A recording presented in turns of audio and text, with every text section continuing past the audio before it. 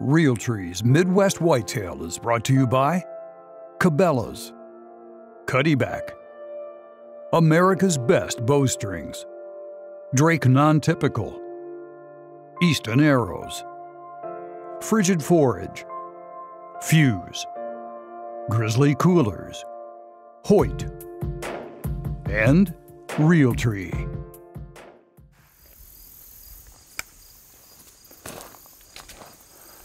I'm heading in today to cut a trail to one of my better tree stands.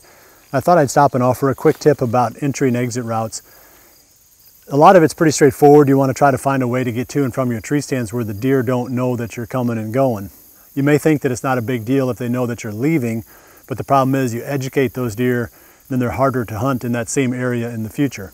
So you always want to keep your entry and exit to a minimum amount of impact possible. I think this is the real chess match of what we do here hunting whitetails, is really coming up with these, creative entry and exit routes to and from our tree stands and from our redneck blinds. One of the things that I started learning over the past few years is the importance of matching human activity. I'm walking along a road here. I can get away with a whole lot more using this road for an entry and exit route, is at least as close as possible to the tree stand, versus parking someplace in the timber where the deer aren't used to human activity and then walking lanes or walking areas back further in. So I'll give up sometimes on private land, especially hunting deep in order to have a foolproof entry and exit route. So I've got a stand that I'm going to now that's only about 150 yards, 200 yards at the most off this gravel road.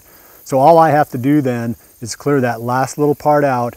I can utilize normal human activity to kind of cover my my parking the truck, the noise that I might make, a little bit of subtle noise in the mornings, when it's kind of still out, pulling the truck up and pulling it to a stop and parking it. That will get more or less forgotten quickly because the deer are used to human activity.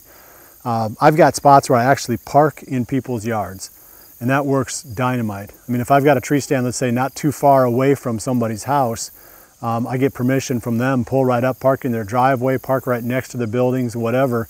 Even if their dog is barking, it doesn't matter because the deer don't associate that with any kind of threat. So anytime you can match, like I said, normal human activity to cover your entry and exit, that's something that you definitely want to take advantage of. So I'm going to get down here and get this job done, but just kind of file that one away. Sometimes that'll make the difference between being able to hunt a certain spot or not being able to.